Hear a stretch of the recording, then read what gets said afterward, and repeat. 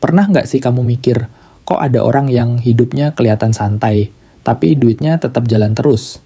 Sementara kamu kerja dari pagi sampai malam, tapi tabungan segitu-gitu aja. Bukan karena kamu malas, bukan karena kamu nggak usaha, tapi kayak ada sesuatu yang nggak nyambung antara kerja keras dan hasilnya. Rahasia mereka ternyata sederhana, bukan gaji yang besar, tapi cara mereka ngatur uang biar uangnya ikutan kerja. Dan yang lebih melegakan lagi, kamu nggak perlu jadi ahli keuangan buat mulai. Nggak perlu hafal chart, istilah rumit, atau hitung-hitungan ribet, cukup 10 menit sehari. Serius, cuman 10 menit, itu udah cukup buat mulai bangun pondasi kebebasan finansial kamu pelan-pelan, tapi pasti.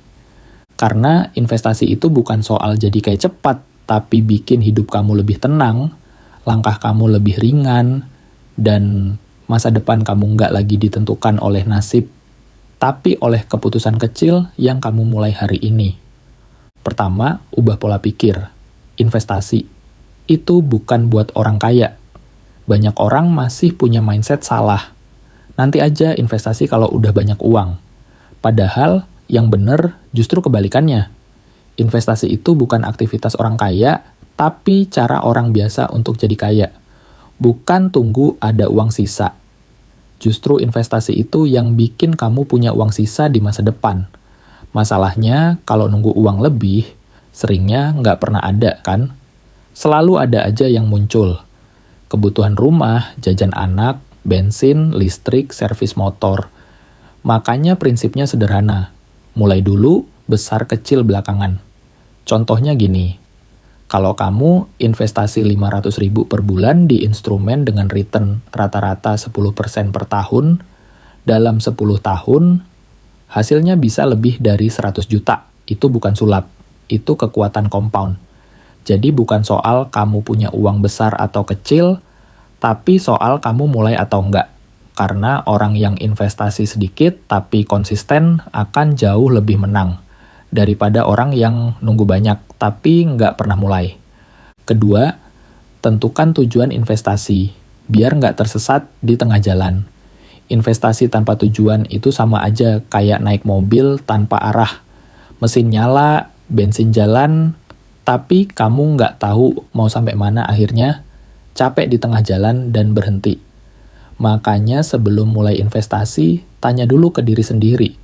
Sebenarnya aku investasi buat apa? Karena tujuan itu yang bakal jadi kompas. Beda tujuan, beda jangka waktu, beda instrumen. Contohnya, 1. Dana pensiun, jangka panjang, cocok di instrumen yang tumbuh stabil seperti reksa dana saham. 2. Pendidikan anak 5-10 tahun lagi, pilih instrumen campuran yang risikonya lebih terukur. 3. DP rumah 3 tahun lagi, lebih aman di reksa, dana pasar uang, atau deposito. 4. Kebebasan finansial, kombinasi jangka panjang yang konsisten. Tipsnya, tulis 1-2 tujuan utama kamu. Kasih tenggat waktu yang jelas, 3 tahun, 5 tahun, atau 20 tahun. Setelah itu, baru tentukan instrumen yang paling cocok buat jaraknya. Karena investasi yang tepat bukan yang paling tinggi returnnya, tapi yang paling sesuai dengan tujuan hidupmu. Ketiga, pilih instrumen sesuai profil risiko.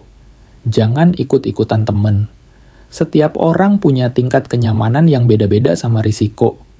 Ada yang santai lihat grafik merah, ada juga yang baru minus 5.000 langsung kepikiran semalaman. Dan itu wajar.